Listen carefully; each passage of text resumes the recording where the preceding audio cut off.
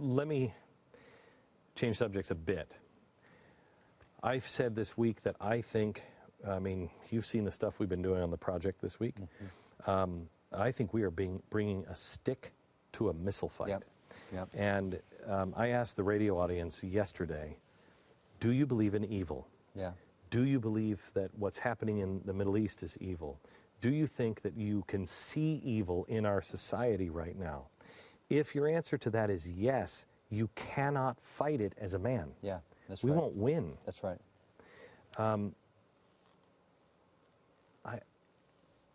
Is there enough of us, David?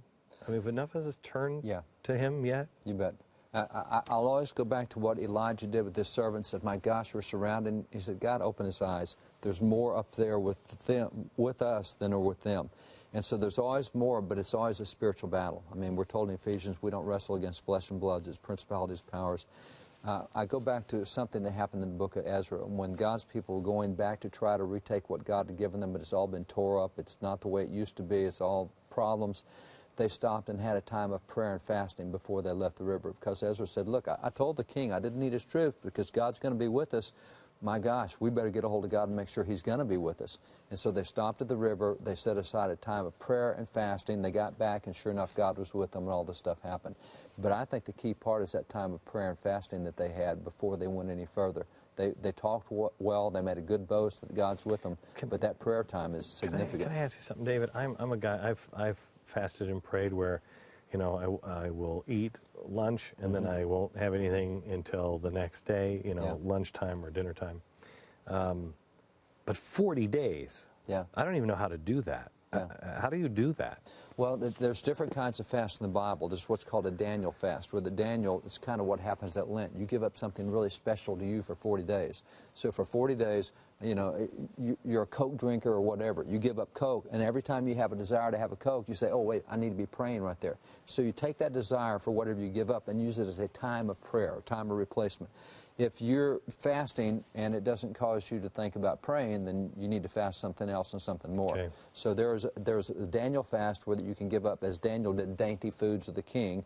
And so every time he wants a dainty food, he thinks, "Oh, no, I need to be praying to God and asking for his intervention in this." So that's one way to do it. Some people will fast for 40 days, but they'll drink liquids, they'll take liquids in. I know people who have gone 40 days of fasting liquids and food, because they're really serious. And so every time they have a hunger pain, they'll pray to God, and "God, we need your intervention." Every time they're thirsty, they'll pray.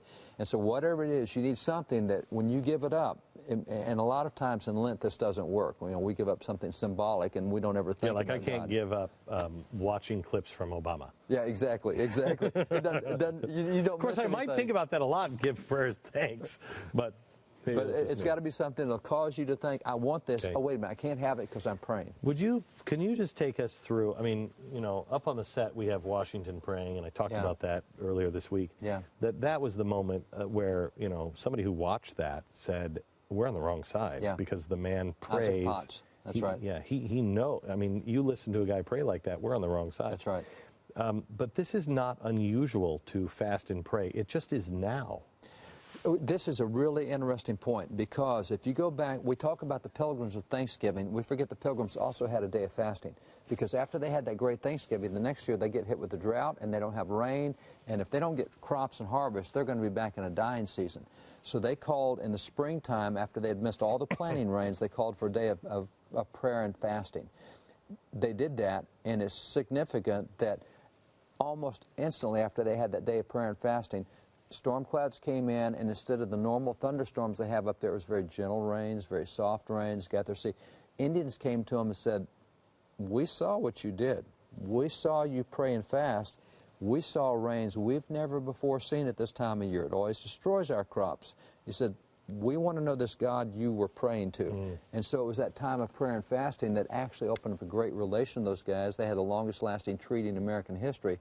But that started the tradition of having a day of prayer and fasting. Show me some of the highlights here. I'm fascinated. These are just some chronological. This is a day of prayer, humiliation, fasting. Samuel Huntington What do you mean by humiliation? Humiliation was what the Jews did with sackcloth and ashes, like dressing really well.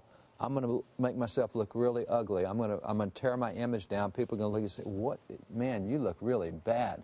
It's you humble yourself because no longer is your image important. No matter how people think about you, you knock yourself down. And that's why it was so significant when the king who wore those kingly robes, when he would tear his robes and cover himself with sackcloth and ashes, he looked like a beggar. He looked like a really poor guy. He looked like a bum. That's all right. He's trying to get a hold of God, and it's not about him anymore. And so humiliation is knock yourself down. You're not the one in charge of this.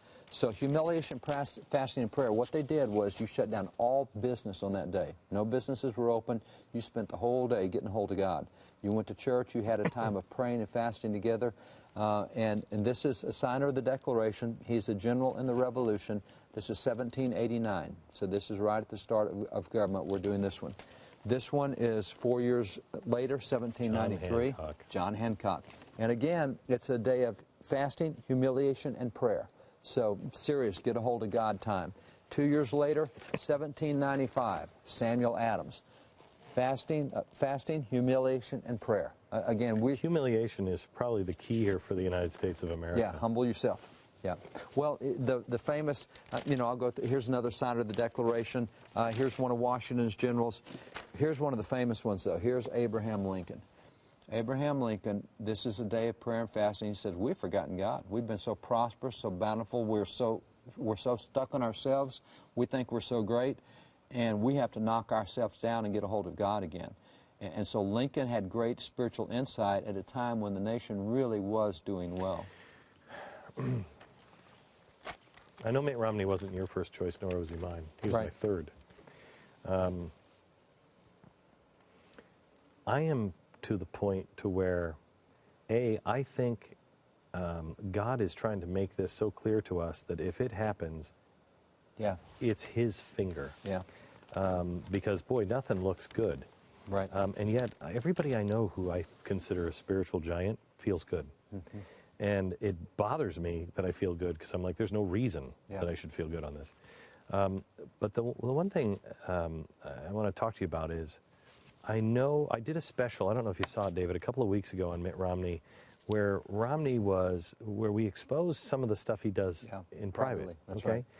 And I felt really bad because I didn't know any of that stuff. Yeah. And when you know I didn't either. Yeah. I knew none of that. None of that. I thought I knew Romney. Right. And I knew none of that. That stuff is critically important because that shows his character. Mm-hmm. And that, would you agree with me that that is at least kind of on the line with this guy? It's a whole lot more than kind of. I go back to a great book that was written in 1800 after Washington's death, and it was The Private Life of George Washington. And they gave an example of Washington and Benedict Arnold. They said, now look at Benedict Arnold. He was a hero at the Battle of Saratoga. We have massive statues of Benedict Arnold standing to this day at Saratoga. He's an American general. He was one of the guys who took Fort Ticonderoga with Ethan Allen. He's a big guy. They said, but you're not big because of what you do in public. You're big because of what you do in private. And they said in private life, he had sold out his country. He had sold his soul. It wasn't what you see in public, what you see in private. Well, nobody knew Mitt's private life. In the same way, you have George Washington. When you look at his private life, now you know why he's a great guy. Yeah. It's not because of what he did here. It's because of what he did. It's because of what he did in that prayer. Right. Kneeling in prayer. So, and nobody was supposed to be seeing that. And Isaac Potts did, and others saw it. And a politician to hide that shows even deeper character, I think. Yeah. And I'm brought back to that shows his character, shows he knows who's in charge. That's right. And he obeys. And the second part that comes to me is, and I'm a little confused on this because I know that Abraham Lincoln, because I've seen the draft before he even got into office, he was against slavery. Yeah. But wasn't there that point where he finally just said, I mean, he was, if I remember right, he was in battle, he was watching, he used to go and watch, and we're getting our butts kicked again, and he went down on his knees and he's like, what do you want me to do? Yeah. And that's really where it solidified. He was humbled enough, he had so many pressures, that he finally did exactly what the Lord told him to do. Yeah, and it's a turning point, because for the first 3 years of the Civil War, the Union got its tail kicked. Every battle, everywhere. And there's a great history book that came out in 1878 by a guy named Charles Coffin, who says, if you look at history, he said, if you'll notice that while there's a plan going along, he said, suddenly what appears to be a counter plan shows up. He said, and that's the divine hand. And if you do not recognize that, you'll never understand history. So what I'm asking you is, no matter what your policies are, Again, he was not my, Right. he was my third. Right. This guy is humble enough. He's enough like that. Yeah. That God can talk to you, change you. God can change you.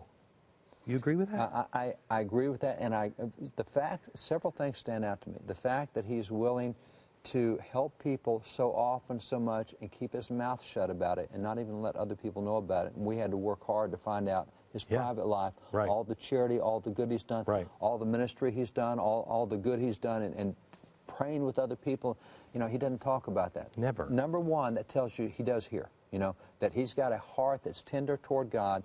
And when you got that to work with, God can talk to you pretty easily in a lot of ways. And, you know, that's what I love about Lincoln is all of his advisors would say this, and God would say, and Lincoln would say, okay, I heard from all of you, I'm doing this. Yeah. And that's what you want more than critical. That's crucial. Critical. A hearing ear. Okay. That's it. David, you're going to be filling in for me next week. Yes, sir. And you've got some great stuff on polls and everything else that I think people Presidential races. You're going to love this. The Founder's Bible. Get it. David says this is the work of his life, at least to this point. The most important thing he has done up to this point. Wallbuilders.com. Get it. Read it. Study it with your family. David, thank you. Thanks, Glenn.